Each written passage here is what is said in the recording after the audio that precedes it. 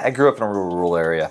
My dad was a superintendent, so because of moves, especially my third grade move, it made it easier to hide all the problems I had. It was difficult. I had a real hard time with it for a long time, coming out and telling people that I couldn't read. It's embarrassing. It really is. My parents had a lot going on as far as just trying to keep the marriage together. And I think they just didn't come at a great time when you really need to be focused on Zane reading. I think it was a time, a few years there, where he was probably overlooked in that regard. Sports are such a center point in rural communities and small towns. And I realized it was another way to deflect from any problems or any inadequacies I had with reading is to bring it back to sports. Since there is such an emphasis on it, other people, frankly, they'll help you. And you wouldn't read some assignment, but they wasn't going to punish you because they knew that if they did, you couldn't play on Friday night.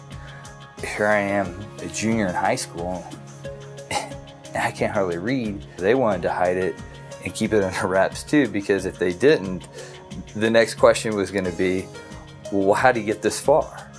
He decided at the end of high school, the beginning of college, that if he was going to make it, he was going to have to get in and do it. He was going to have to take ownership. It wasn't going to happen. Somebody else wasn't going to do it for him.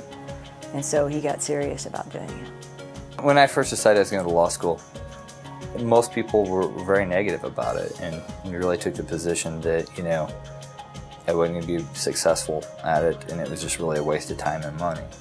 And I use that as motivation most of the time. When somebody told me I couldn't do something, that just kind of made me set my mind to say, you know what, I will do it. I'll show them that they're wrong. My life totally changed once I could read and read well. It totally changed my life socially, financially. Everything opened up. Wait. It follows me today. I still have difficulty reading out loud. It became even more apparent when I had a child and have a little girl, and I try to read out loud to her, not doing it like everyone else and learning how to do it in elementary and reading left to right, word after word.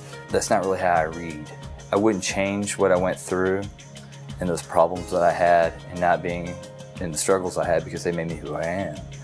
But I don't ever want my child to have to go through that. It's such a difficult thing to carry that around, to feel like that you're inadequate and just to be ashamed because you can't do something, and to think that you're less of a person than somebody else because of that. It's something nobody should have to carry around with them.